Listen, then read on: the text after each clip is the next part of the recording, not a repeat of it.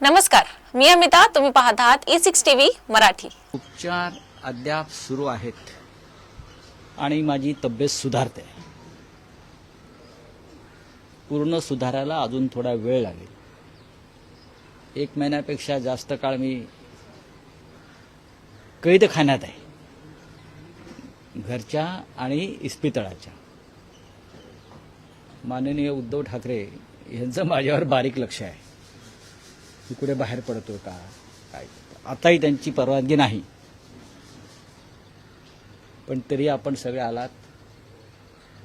बऱ्याच दिवसांनी आपण भेटतो आहोत. थोडं तब्येतीमध्ये सुधारणा होते आहे. यापुढे ते अजून होईल. उपचार फार कठोर असतात, आजारापेक्षा उपचार भयंकर असतात, पण ते चालू आहेत. आणि मला पूर्ण खात्री आहे, मी जे म्हणालोय की डिसेंबर नंतर मी पूर्ण बरा होऊन येईन. बोला, आपल्याला काय? डॉक्टरांना पूर्ण विश्वास आहे. डॉक्टरांची जी टीम आहे, आमची प्रमुख डॉक्टर आहेत मुंबईतले, तर ते उपचार करतायत. आणि रेडिएशनचा जो एक मुख्य भाग आहे तो संपलेला आहे.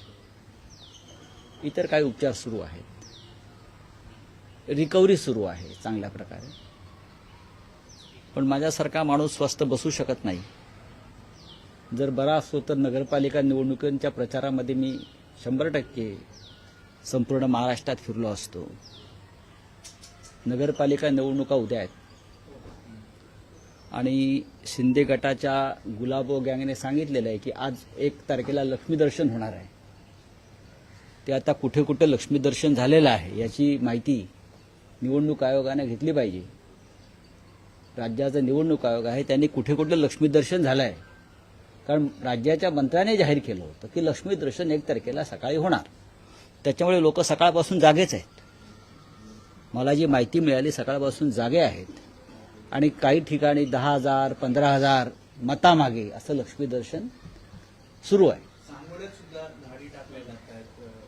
ही नगरपालिका निवडणूक आणि नगरपंचायत निवडणूक ज्या पद्धतीनं सुरू आहे महाराष्ट्रामध्ये, आतापर्यंत नगरपालिका आणि नगरपंचायत निवडणुकीमध्ये पैशाचा इतका प्रचंड खेळ कधी झाला नव्हता.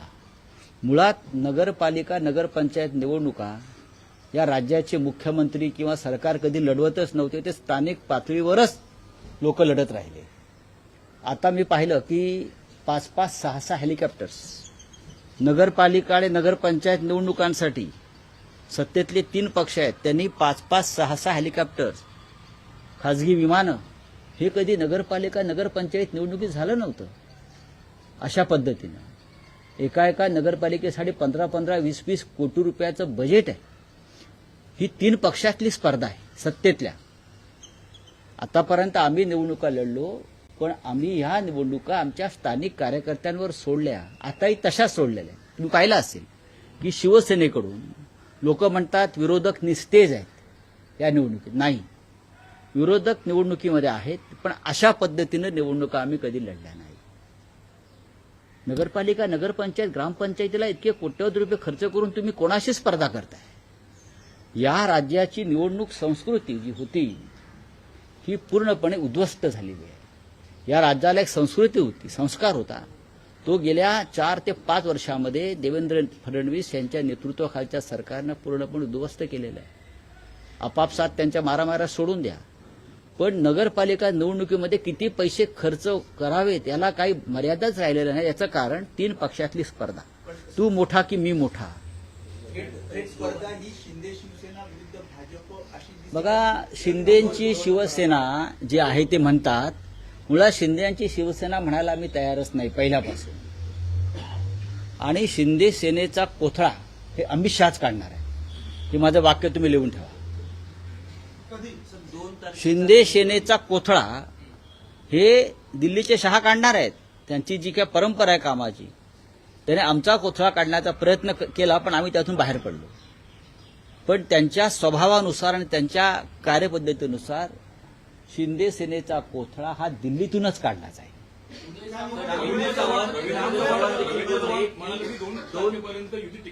आणि मी हे तुम्हाला आता सांगत नाही, गेले वर्षभर सांगतो, यांचे 35 आमदार फुटणार आहे.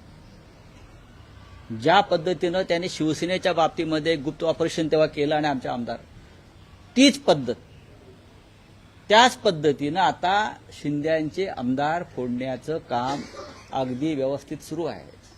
रवींद्र चव्हाण हे भारतीय जनता पक्षाचे प्रदेशाध्यक्ष आहेत, करेक्ट, कोकणातलेच आहेत आणि डोंबिवलीचेच आहेत.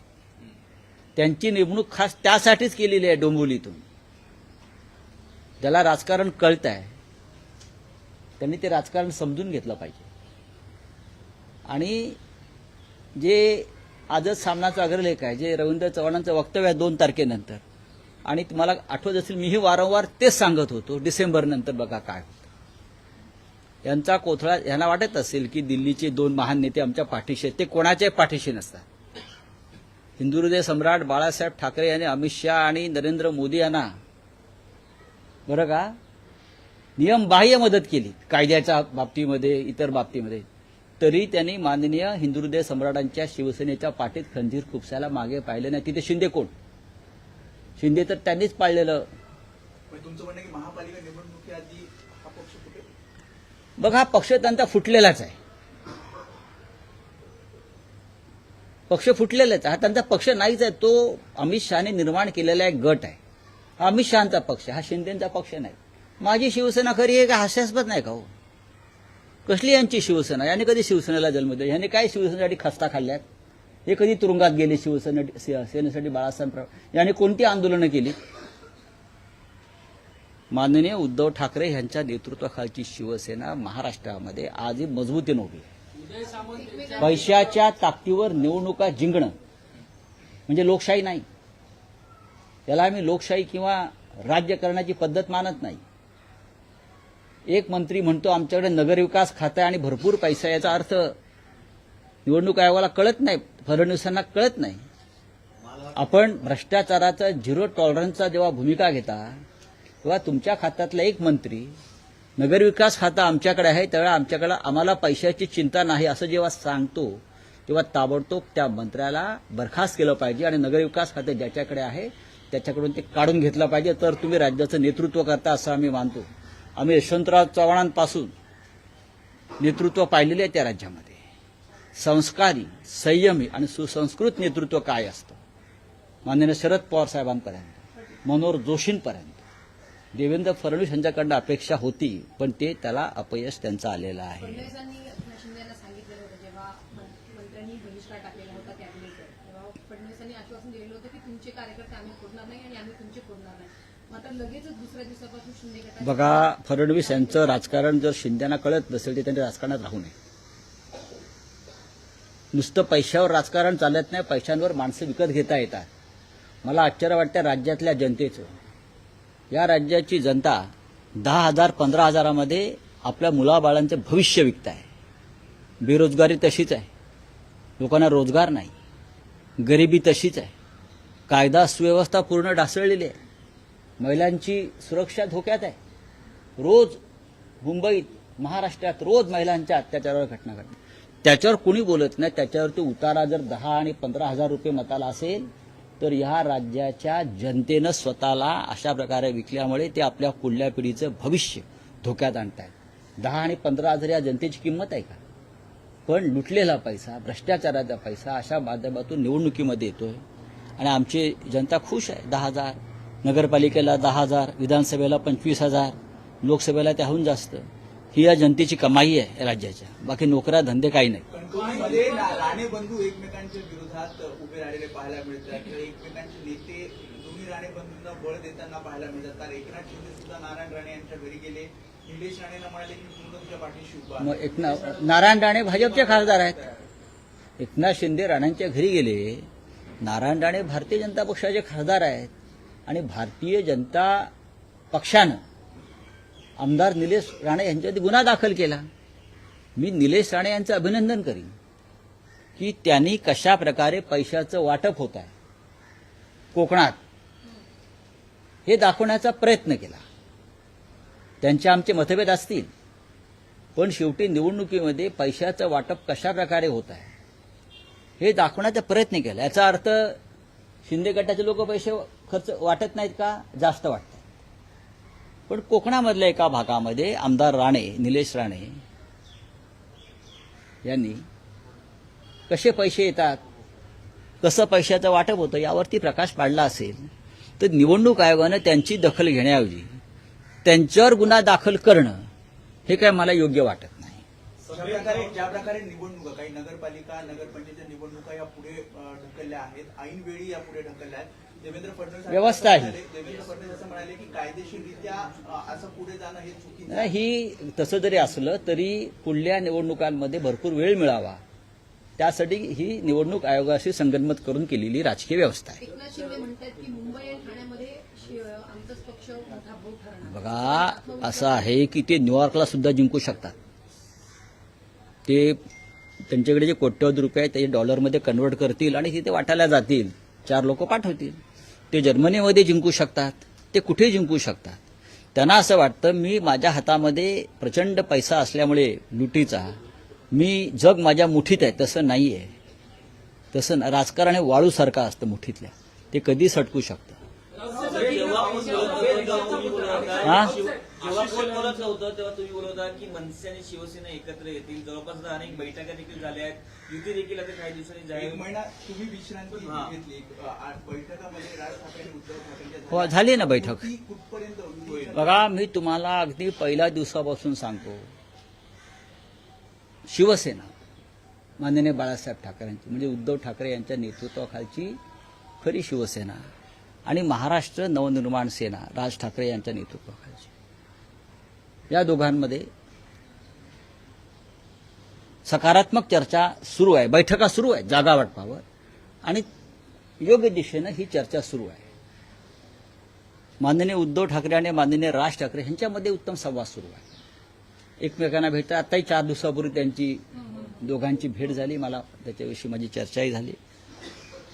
त्यामध्ये राज ठाकरे यांनी महानगरपालिकेसंदर्भात एक प्रेझेंटेशन जे तयार केलं होतं ते त्यांना दाखवलं आणि ते उत्तम प्रेझेंटेशन आहे असं उद्धव ठाकरेंनी मला सांगितलं की राज यांनी एक चांगलं प्रेझेंटेशन मला दाखवलं निवडणुकांसंदर्भात किंवा इतर काही. त्याच्यामुळे कोणाला चिंता करण्याचं कारण नाही आहे.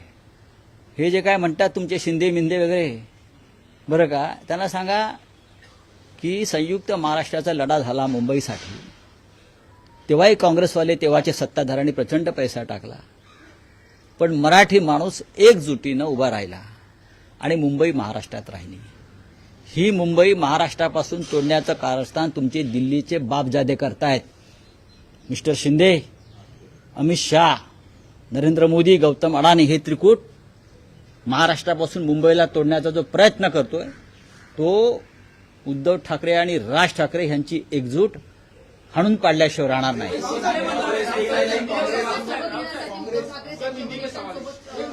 बातचीत करतात असं कळत होतं, तर ही चर्चा बघा, एक लक्षात घ्या, काँग्रेसची आमची चर्चा सुरू आहे.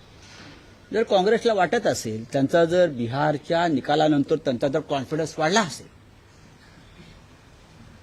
बिहारच्या निकालानंतर जर काँग्रेस पक्षाचा आत्मविश्वास वाढला असेल तर ते मुंबईमध्ये स्वतंत्र लढायला तयार आहेत, तर त्यांना लढू द्या. आमची त्यांची चर्चा सुरू आहे. मी साधारण डिसेंबरच्या 2ऱ्या आठवड्यात दिल्लीत जाणार आहे. तेव्हा माझा प्रयत्न असेल की या विषयावर मी त्यांच्या हायकमांडशी बोलेन. पण काँग्रेसने सोबत असणं मुंबईमध्ये महाविकास आघाडी म्हणून ही आमची भूमिका असायला पाहिजे. काँग्रेस पक्ष आम्ही सगळे एकत्र आहोत. राज ठाकरे सोबत आल्याने भारतीय जनता पक्षाचा पराभव होणार आहे, लक्षात घ्या. आमचा जो शत्रू आहे, या मुंबईचा जो शत्रू आहे तो भारतीय जनता पक्ष आहे. गौतम अडाणीला ज्या पद्धतीने ही मुंबई घशात घातली जाते ती जर थांबवायची असेल आपल्याला तर राज ठाकरे यांचं सोबत असणं ही या मुंबईची आणि महाराष्ट्राची गरज आहे. बोले हिंदी में. कुंभ मेला नासिक में हो रहा है, पैसा महाराष्ट्र का लग रहा है और कॉन्ट्रैक्ट गुजरात में जा रहा है, क्या कहना चाहते हैं? प्रयागराज में भी यही हुआ ना. आप प्रयागराज में जाइए और देखिए, प्रयागराज में जितने भी काम इंफ्रास्ट्रक्चर के हो गए वो सब कॉन्ट्रैक्टर्स गुजरात के थे. लोकल लोगों को काम मिलना चाहिए. नासिक में कुंभ मेला हो रहा है, नासिक में पूरे गुजरात के ठेकेदारों का डेरा वहां बैठा है। अगर नासिक में काम हो रहा है तो महाराष्ट्र के जो काम करने वाले ठेकेदार है, लोग हैं, उनको काम मिलना चाहिए लोकल लोगों को। आप ये साधु ग्राम के लिए 2000 झाड़ तोड़ रहे हैं, हाँ पेड़ तोड़ रहे हैं, सर पार्लियामेंट से रास्ता चौड़ा करने के लिए लोगों के घर तोड़ रहे हैं। ये कुंभ मेला में किसने कहा? हाँ, लोगों को आप बेघर बेरोजगार कर रहे हो। ये सिंहस्थ कुंभ मेले का काम है क्या? 25,000 करोड़ का बजट पूरा गुजरात में जा रहा है। गिरीश महाजन को पूछिए, मैं झूठ बोल रहा हूं तो मैं उनको पूरे लिस्ट देता हूं ठेकेदारों की। बोलिए। सर पार्लियामेंट सेशन शुरू हो रहा है, जो SIR है उसको लेकर SIR पर हम चर्चा मांग रहे हैं। पूरे अपोजिशन ने आज जो नोटिस दिया है, मैं मुंबई से बोल रहा हूं, मैं दिल्ली नहीं पहुंच पा रहा हूं, मैं जाऊंगा दिल्ली में, लेकिन SIR पे चर्चा होनी चाहिए, इलेक्शन रिफॉर्म के ऊपर चर्चा होनी चाहिए, पहलगाम के ऊपर चर्चा होनी चाहिए, दिल्ली ब्लास्ट के ऊपर चर्चा होनी चाहिए। ये सरकार की जिम्मेदारी है कि ये जो प्रमुख प्रश्न है इस देश में उसके ऊपर चर्चा, लेकिन सरकार भाग रही है, सरकार डर रही है। बिहार में इतनी जीत होने के बावजूद भी सरकार अपोजिशन से डर रहा है और चर्चा से भाग रहे। सरकार ये संसद नहीं चलने देगी, इस बार ये सत्र नहीं चलने देगी। सर सर मोहन आपकी बाबू तबीयत को लेकर सवाल करना चाहूंगा कि आपकी तबीयत सही नहीं है, फिर भी आप आगे प्रेस कॉन्फ्रेंस ले रहे हैं। उद्धव ठाकरे का नाम लिया आपने, आप भावुक हो गए, आपके भाई भी भावुक हो गए। सर जब जेल गए थे, जब भी आप इसी तरह आए थे और बात देखिए, मेरी जो बीमारी है वो जेल से शुरू हो गई। आपको बताना चाहता हूं, जब मैं जेल में था तब से ये मेरी बीमारी शुरू हो गई है, लेकिन मैंने थोड़ा निगलेक्ट किया, लेकिन वहां से शुरू हो गई है। लेकिन सरकार को अच्छा लगता है अपोजिशन को जेल में डालो, खत्म करो, लेकिन हम खत्म नहीं होंगे, हम लड़ेंगे पूरे देश के साथ। देश के बड़े बड़े नेता हमारे साथियों से मेरा संपर्क है दर दिन, सबकी शुभकामनाएं है। मैं जल्दी ठीक हो जाऊंगा और मैदान में उतरूंगा। Thank you. चांगली गोष्ट आहे, ही व्यक्तिगत नाती असतात। धन्यवाद। ठाकरेंची तोफ शांत बसलेली होती, 1 महिन्याची दिनचर्या कसली होती? मी बोललो ना, मी कैद खाण्यातच आहे, वैद्यकीय कैद खाण्यात आहे, मेडिकल जेल।